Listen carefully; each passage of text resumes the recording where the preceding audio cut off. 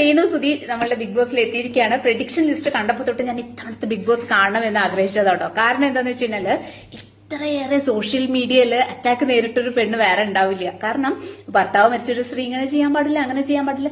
അത് അവരുടെ ജീവിതമാണ്, അത് അവരെ വിട്ടേക്കുക.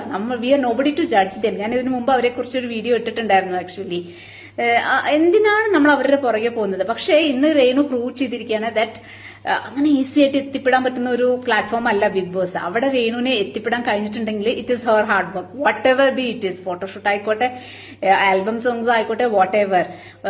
എന്തായാലും ഇതുവരെ ഒരു എപ്പിസോഡ് പോലും കാണാത്ത ഞാൻ ഇന്ന് കുത്തിയിരുന്ന് കണ്ടത് രേണു സുധി വരുന്നുണ്ടോ ഇല്ലേ എന്നറിയാൻ വേണ്ടി മാത്രമാട്ടോ. കാരണം എനിക്ക് ഈ ബിഗ് ബോസിൽ റോബിൻ രാധാകൃഷ്ണനെയും അതുപോലെ അഖിൽ മാരാരെ കുറച്ചുപേരൊക്കെ ഇങ്ങനെ ഫേസ്ബുക്കിൽ ഓരോ ക്ലിപ്പൊക്കെ വരുന്നോണ്ട് അറിയാം. ദിൽഷ, അവരുടെ ലവ് സ്റ്റോറി, അങ്ങനെയൊക്കെ കുറച്ചേ അറിയത്തുള്ളൂ. പക്ഷെ എന്തായാലും ഇത്തവണ ഞാൻ രേണു സുധിക്ക് വേണ്ടിയിട്ട് കാണാൻ തീരുമാനിച്ചിട്ടുണ്ട് ബിഗ് ബോസ്.